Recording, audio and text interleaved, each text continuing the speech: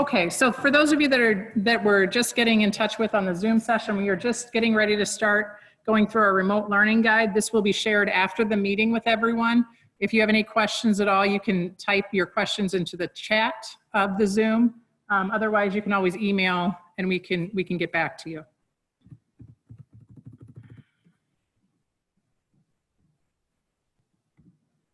So the first part of this is just kind of what we were thinking as we developed this. And the goal is to still continue to create or offer a high quality education. And obviously this is in whatever format is necessary. And so that as we created this plan, that was kind of our underlying intent. What we believe and what we need to have as kind of our core principles, shared beliefs, is that students are able to work independently on the provided curriculum. So if you've got a kindergartner or a first grader who maybe doesn't have all of those acquisitions yet for knowledge, we'll develop some of those as we go through this year, but they might need support from the parent. If you've got a middle schooler or a high schooler and they can pretty much work independently, but maybe need some help or some guidance on managing time or setting a schedule, then we would ask, if you need support from us to help with that, we sure can. That's a contact with your liaison, but it's also something that you as parents or guardians might have to support as we go through this. We also think students can effectively collaborate with peers when they're doing remote learning, and we're going to have opportunities for your students to connect with students that are in the same grade to help with some of the learning. Students and or families are able to effectively advocate for themselves and their needs. So this is really important. If you need something, in the hall, right? So if we're in school and kids are walking down the hall and we see they're, gloomy or not, not in the right mood, right? Not how they typically are, we can ask questions, we can probe, we can say, hey, what's going on? Is there something bothering you? And then we can kind of get to the heart of what's going on. We obviously can't do that because we're not seeing these students regularly. So if there's something that you need or something that your student needs, we need you as parents or guardians and students to advocate for that. So the liaison is going to be your connect with that. So if the teacher is giving assignments and you're completely lost, then we need to hear that from you so that we can either set up times for you to communicate with that teacher and help explain, or we can give you options for how you can get some support through different programs to have somebody explain in more detail. Whatever it is, you have to advocate for us so that we know what you need. So that's going to be one of the shared beliefs. This is really touchy. I apologize. It's jumping all over. The expectations, we're going to provide instruction to both our in-person learners and our remote learners. Your students will experience the same content, the same assessments, the same activities. There might be some modifications if they are online, but the expectation is the same. So if in class students are supposed to write a 5-page paper, your student is going to be asked to write a 5-page paper, right? It's not going to shift. It's just going to be the same, different format. So those expectations are going to be the same. So when we give a student a grade, it's for the same work. We're not asking our remote learners to do more or less. We're asking them to do the same work. We ask that students make adequate weekly progress. We ask that you follow the guidance or the handbook guidance, things here. If there's technology use, we can't be in your homes. You don't want us in your homes. Governing how your kids are using technology, but we are sending devices home with students that are school property. And so we ask that they follow the same technology guidelines that they would use in school on those devices when they are home. We ask that we will provide, the district will provide the appropriate learning materials. When we get done with this meeting, we're going to go out into the commons, and there are some classes where a textbook is required that you'll pick up. If you've got an elementary student, there's a bag, a toolkit that you will pick up and take. So when teachers design activities, they know what's in that toolkit, and the activities will be based on what's in there. So you're not going to have to find, dice to do an activity. They'll be in the toolkit. So the things that the teachers are going to ask your students to do through the course of a class period are all going to be in that toolkit. We'll do periodically check on student progress and communicate with families. And then we also need families to commit to being available for synchronous learning. And so what that means is I teach a college writing class, and I think I have 3 or 4 students that are working remotely that are enrolled in my class. So on Tuesdays, we're going to do a discussion day at whatever time it is, 10:45 or whatever time our class starts. So I'm asking all of our kids that are learning remotely to be available at 10:45 for a Google Meet so that they can be part of that discussion. So they can't physically be here, but we want them to participate in that learning, and I can't mimic that online. They actually have to be a part of it. So there may be times, so it would be every Tuesday at 10:45, if you're in Mrs. Detlinger's comp class, you need to be online. Now we can, if something's going on and we need to make accommodations or arrangements, we can, but synchronous learning is that time when your student is asked to participate in a sequence at the same time as the students in class. So we'll create that schedule and let you know what that is, but we expect that that's going to happen.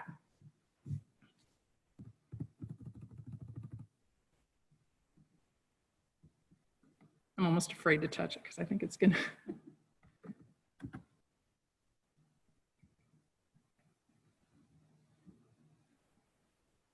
The remote learning liaisons, did I skip a page? Yes. Keegan, can you run your computer for me? Stop scrolling.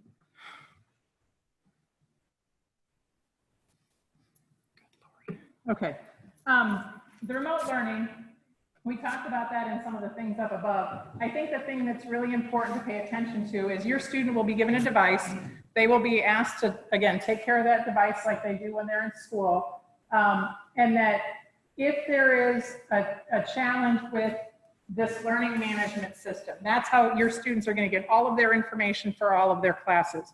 Mrs. Kordick is going to give you a tutorial on that today before you leave, how you can log on, how parents can see, what students see, so you know how to operate that. And if you have questions or you need more support with that, Mrs. Kordick will be available, or your liaison can help with that. But that learning management system is really the key to us being able to do this. And then also making sure that you check your email regularly if you're a student, because your teachers will communicate with you by email, and that you have access to participate in some of those synchronous classes when they happen. So whether that's Zoom or Google Meets, your teacher and liaison will work out what that looks like. Yes, please.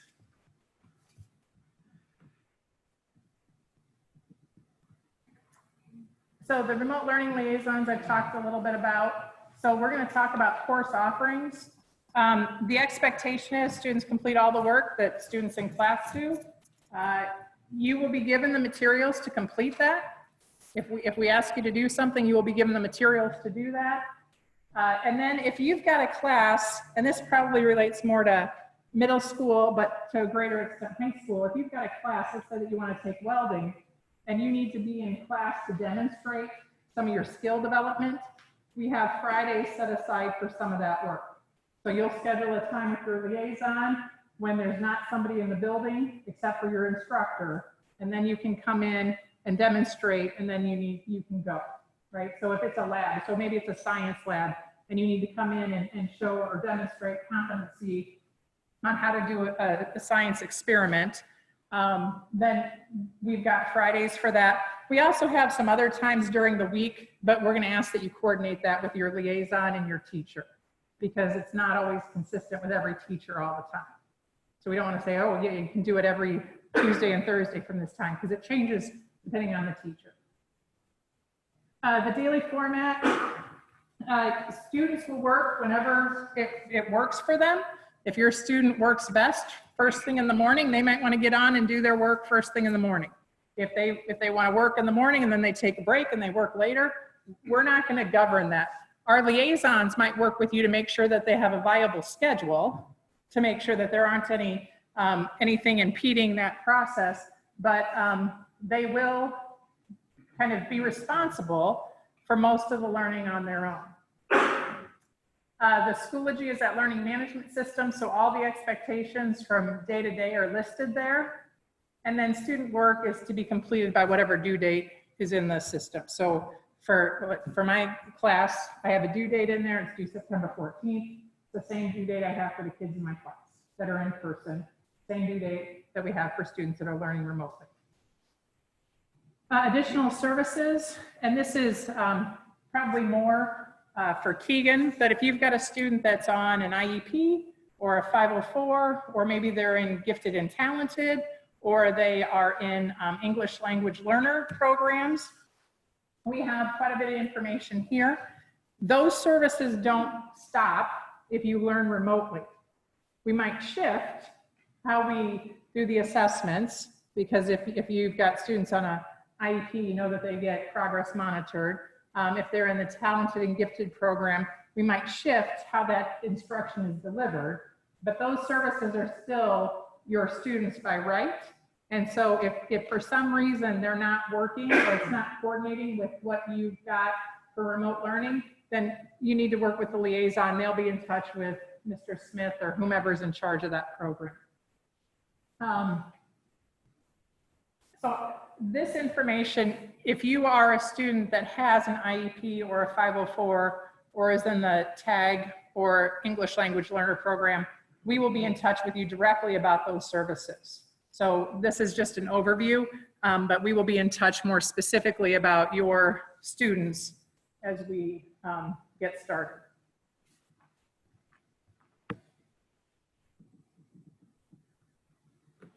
So attendance is probably the biggest question mark in our mind right now.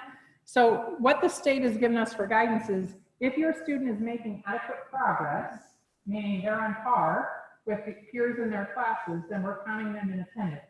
So if your student is quick in writing and they get done with their assignments in 2 days and they're not due but for 5 days, then they're just ahead of the game, right? We can offer some extension if that's the case, but we're going to take attendance based on progress.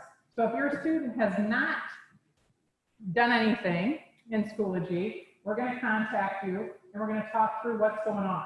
And if they continue to not make progress, then it becomes a truancy issue, just like it would here. So if a student doesn't show up for school, they're not engaged in the learning, they're considered truant, and so then it becomes a whole different issue. But if your student is making progress, then they're considered in attendance. And so that will be kind of worked out as we go through this, because it's all new. The transitions, I think, is important to note. More the transition to come back. I've had some people say, well, what if I want to start remotely, see how the year goes, and then have my kid come back? So let's say a vaccine comes about for COVID and you feel, okay, yeah, I'm going to send my kid back to school now. We have certain dates throughout the school year that they can come back. If you have a student, and I think we've told every family this, if you have any reason for your student to move to remote learning, that can happen at any time. So let's say that I have children in the district and my mom comes to live with me and she's got underlying health concerns, so I want my kids to be remote now. That can happen at any time. But to send kids back to in-person learning, we're doing it at the mid-quarter, the quarter, mid-quarter, quarter, because we have to make sure teachers have time to prepare. So these are the dates that students will be allowed back if they want to come to in-person learning. So the next date would be September 24th. We need to know 2 weeks prior to that date. Okay, so if you tell us on September 22nd that you want your student to come back, we'll say, okay, the next day they can come back is October 26th. Okay, that's just to kind of keep it a little bit cleaner for our teachers. We don't want kids in and out of the classroom and having to rearrange for social distancing and all those things different times every week. We just want to make sure they know, and we want to make sure we can communicate with enough time so that name tags get on desks and cubbies have things allocated for students. So that'll be to transition back. And I think a lot of this is the technology, so I'm going to let Mrs. Porter talk about this. I have about 4 minutes before I have to go to another meeting. Are there any general questions that you want to ask now? And if we know the answer, we can tell you the answer. And if not, we can write it down and get back to you.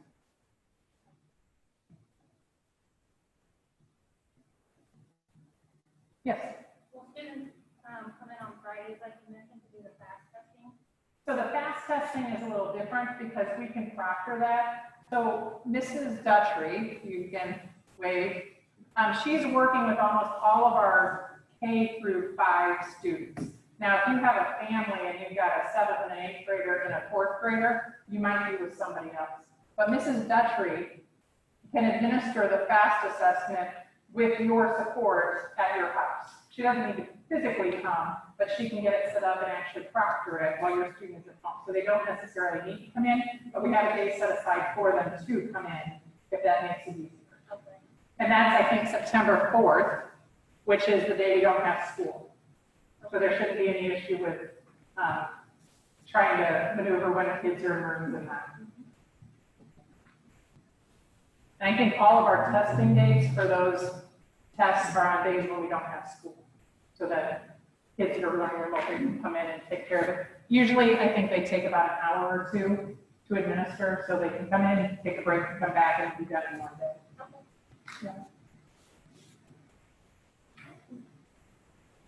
Other questions? It's all too new, isn't it? That's why I just think that it's we got to just work it out. We just have to start. So, okay, if you think of anything and you're driving, which is usually when I think of things, please just email us. Talk to your liaison should be in touch with you either tomorrow or Friday. Yes.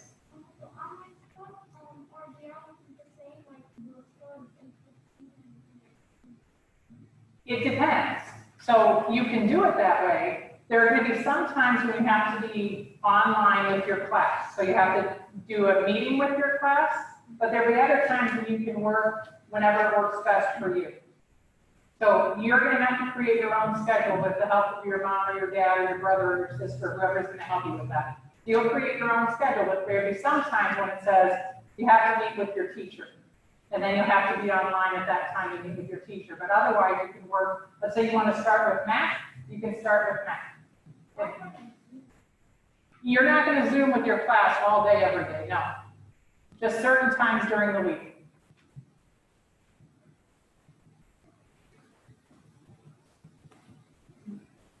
Other questions? Okay.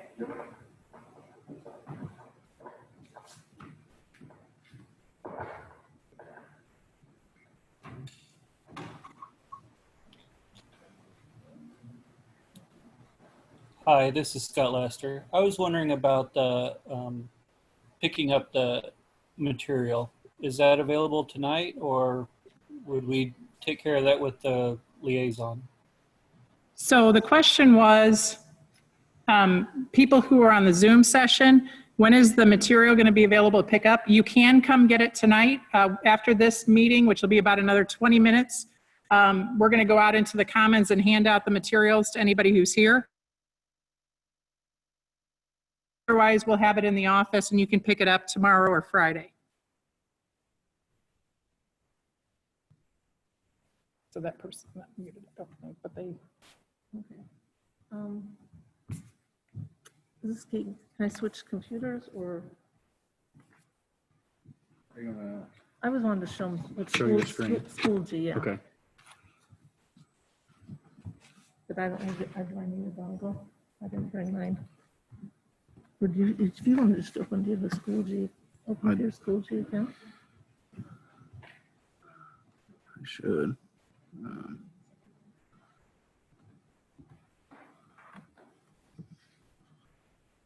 Bear with us real quick. We're trying to work on getting either a new computer set up or getting Schoology pulled up on mine. Had it. Actually, if you can, I can walk.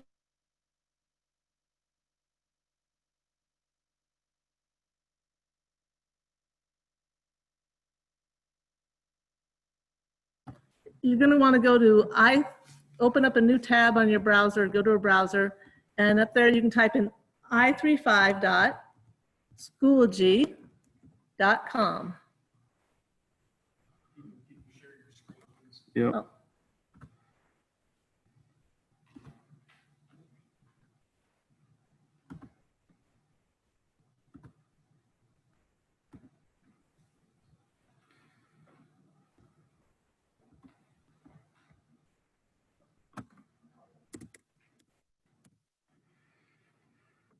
Okay, when you get here, it's going to pop up, and the way you sign into Schoology is with your school email account. Now, every student, kindergarten through 4th grade, or kindergarten through 12th grade, has a unique school email account. And those of you that are like kindergarten 1st and 3rd and 4th, that are getting, we'll give that information out to you when we get out in the Commons area.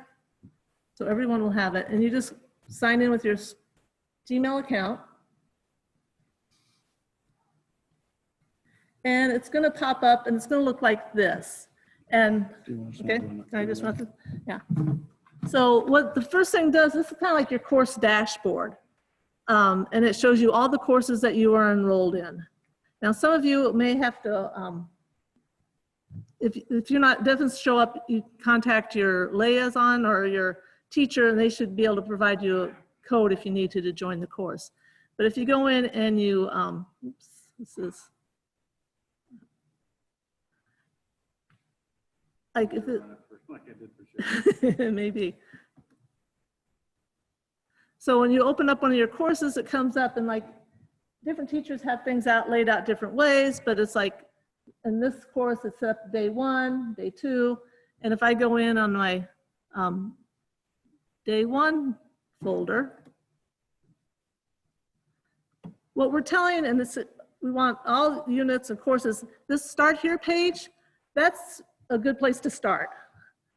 Because what you do when you click on the Start Here page, it's going to give you a little bit of an overview of the class.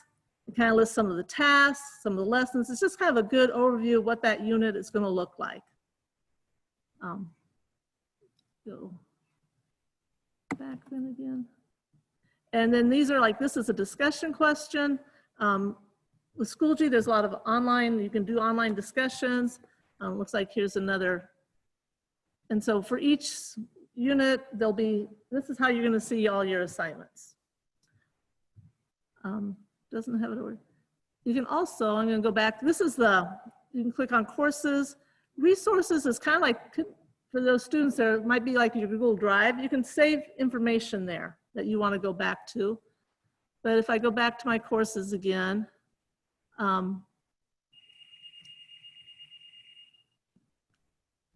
there's, I don't know, yours is set up a little bit different than mine. So it should be like a dashboard here.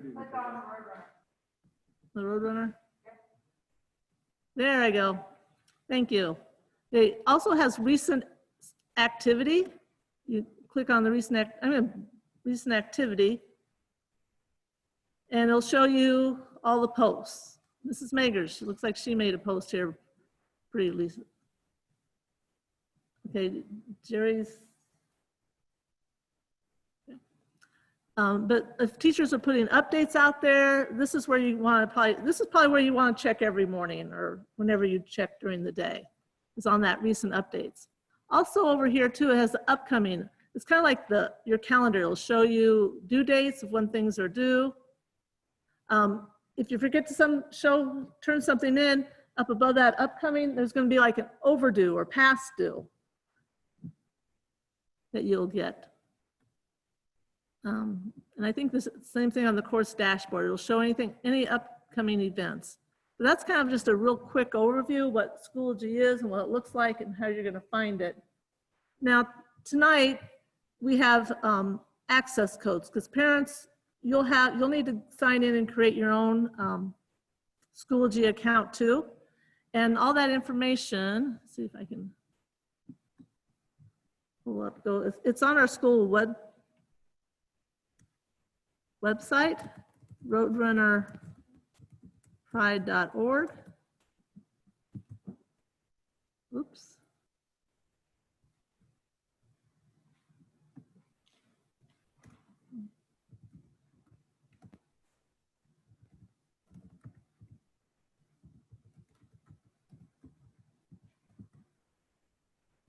And we have the quick link sections there.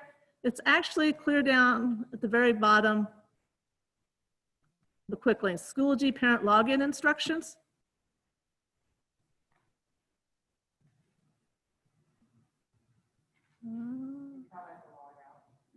Okay, oops.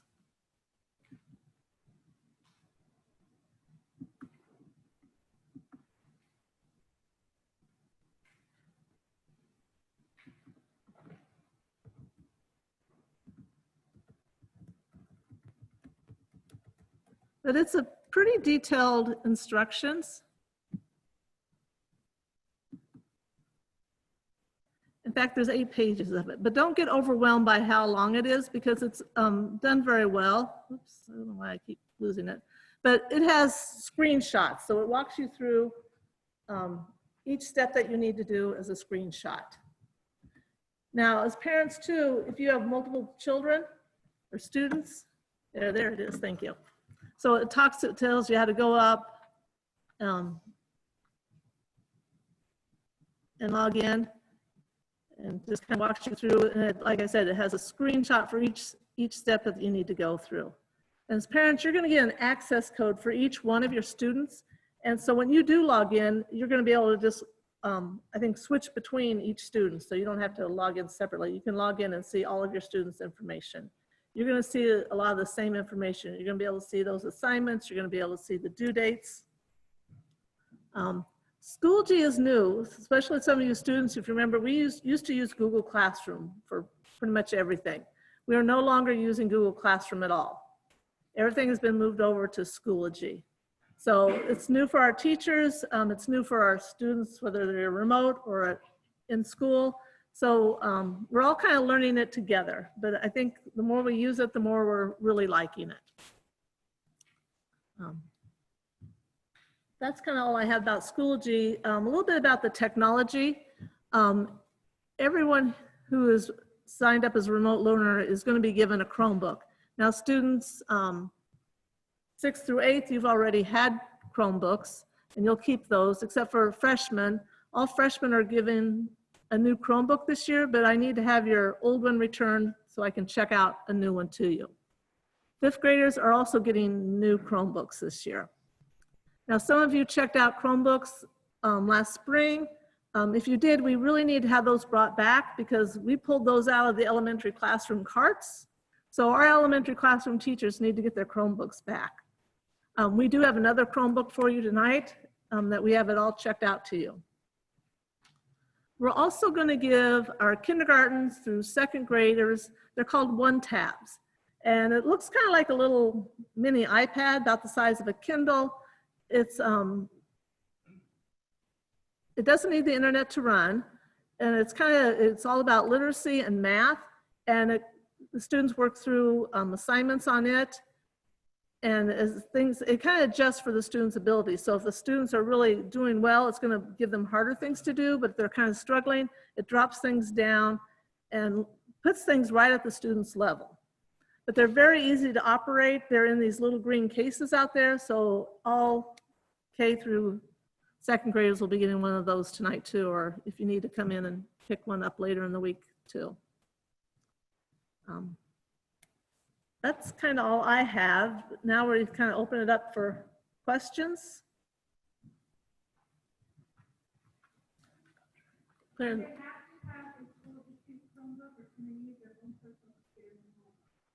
I would think they could use their own personal computers at home if they prefer. I don't see why not. Julie, there was a request that you could repeat the question at the computer just so Okay. that we know or any of us that are going through the questions. Okay, the question that was asked, does a student have to use a school issued computer or Chromebook? No, if they want to use their own personal device, that is fine.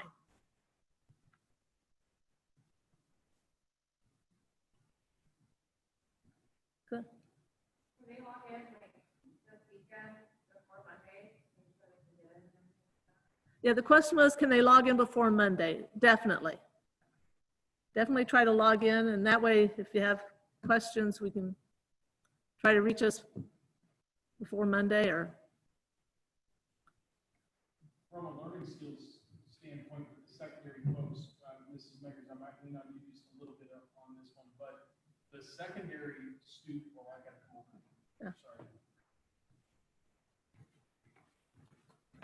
Sorry. If you're a secondary student and you do want to log in early to work on your learning skills camp stuff, tonight, tomorrow, Friday, over the weekend would be fine. They have access to that, right, Mrs. Meggers? Yes, some of them maybe aren't published, but they should have access to those published day by day. The ones that have been done, though, they could kind of backtrack a little bit and do those, which is primarily what we've been working on the last 3 days of, we've been in school 3 days of school. So you should be able to catch up, some of you secondary folks, that's grades 5 through 12, on your learning skills camp information. And a tip and trick. Every teacher is supposed to have a getting started page in your units. That lists the tasks in order. I highly encourage you to do them in order. Teachers can force you to do them in order, but we also know that sometimes there's just being certain. So you're saying that the teachers can list them in task orders that the learning makes sense. What I was going to say is the learning, the thing you were just talking about is through your advisory teacher. So you're Yes. find that in your advisory class. So some of the questions they were talking about for people on the Zoom is for grades 5 through 12, they should have a course out there called Learning Skills Camp. And that's what our secondary students have been working on. The course is actually called Advisory. So it's, but this is filed inside that. and it's through your advisory teacher. And you can go ahead, those 5 through 12 students want to go ahead and log on this weekend or tonight or tomorrow, whenever, and start looking at some of those. Because a lot of it has to do with Schoology and how you navigate and go through Schoology.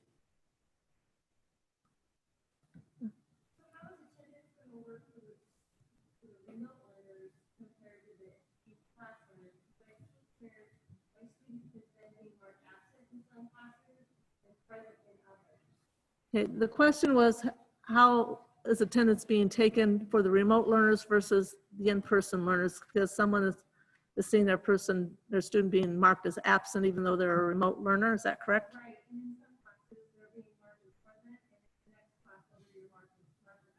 I can address that one. Some people were not on our list as remote yet, because of late registration, and so we didn't know if you were remote or not. We will clean that up at the end of the week. That's a reminder that I have for all staff to go out. Tiffany's aware of it. She knows of our list, and she will go back in and address any of those that have been, because she asked me today if we wanted to do it, and I'm trying not to bombard the staff with email, and she can clean it up on the office end and afterwards. So we know, we are aware of that, and we will get it cleaned up and I will send a reminder on Friday to staff so that starting next week, when your students are working, they won't count them absent or tardy. But they also won't show up in our regular classes. Correct. That was the problem. They were showing up in my regular class, not in my remote class. So people on the Zoom, there was some question about remote students being marked absent or present. We're working through that, and it should everything be cleaned up by the end of the week. So starting next week, when your students are starting their real remote learning, it should be all taken care of.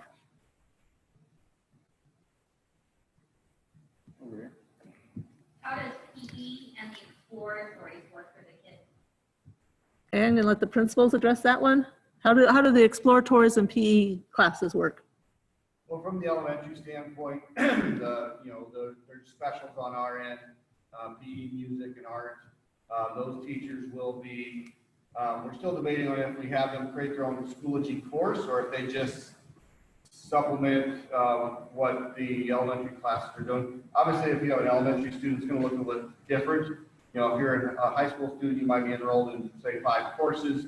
In the elementary, you're enrolled in 1 course, it's first grade or second grade or third grade, and everything is going to come to that same dashboard. We're still working on it if the PE, music, and art just apply to that same third grade dashboard, or if they'll create a third grade art or a third grade PE. But however that works, you'll see it come through whatever enrollments your students have. And it'll just be, from us at least, there'll be some type of supplemental activity if art is working on a certain type of project. The description and the instructions will be there, maybe a video that the student will kind of watch and work through as well and participate. Middle school exploratories, the classes will be created on Schoology for your student to participate in, same as it would be for science or math or whatever that is. As far as PE goes, the PE teachers are creating those classes as well. They're working on getting a heart rate monitor device to send home so that students can log their activity that route. That is yet to come. So more details to come on that. And then will they have like on their schedule, it says Monday through Thursday? Mhm. Will they not have anything on Friday or? Well, they'll have the same expectations on Friday that the other students have. The Fridays, especially for high school kids, aren't just a free day. There's learning expectations those days. Same would apply for our middle school kids. For example, band and choir both plan to have combined rehearsals for their kids. Oh, I'm sorry. I can walk over to the computer. There will be assignments for those kids on Fridays to do, and the teachers will be in communication with those.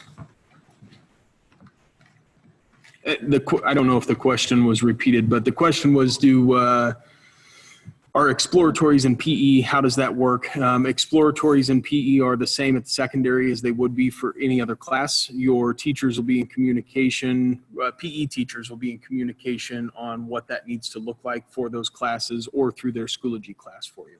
Same goes for exploratories.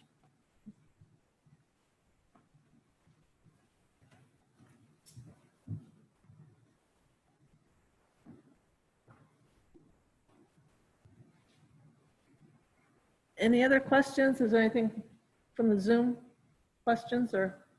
Not really for everyone. Let me just go back to real quick. Yeah, one question that I could touch base with everybody. One high school question that was asked was about, The question was asked about exploratory classes at the high school. So I'm going to use welding as an example. If your son or daughter chose to take welding, I know the teachers have been in communication with those remote learners that you need to have access to some of that equipment at home because it's not realistic for us to send a welder home for every kid and be able to use. So if you have had a conflict with that, I would encourage you to touch base with Ms. Steinlogge or Tina Burkhead in the office. They'll help you find a course that we can help you manage while you're at home. For example, electricity might be a better option for you because we can send some of those supplies home, whereas it's not realistic for Mr. Meggers to bring a tractor to everybody to do a restoration project. But again, if you have those materials at home and you have the equipment needed for that, that would certainly be an option for you. That really was pretty much one of the main questions that was asked. Okay, we thank everybody for joining us on Zoom and also here tonight.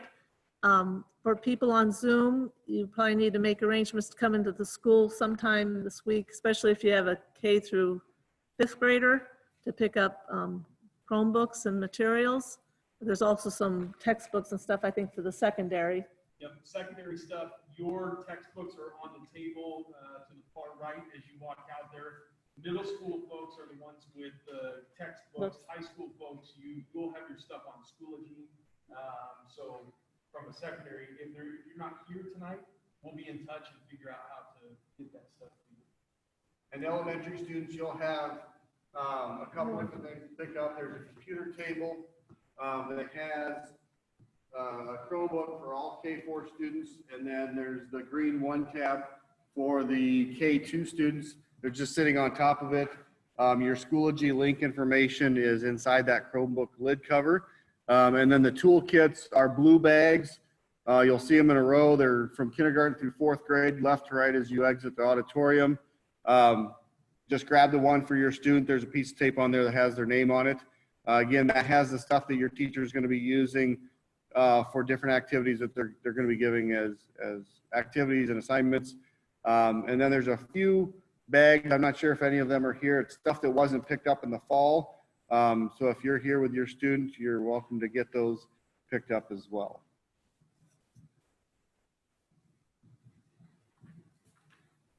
Any other questions?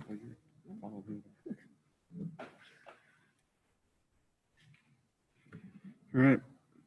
I'm going to end the Zoom call.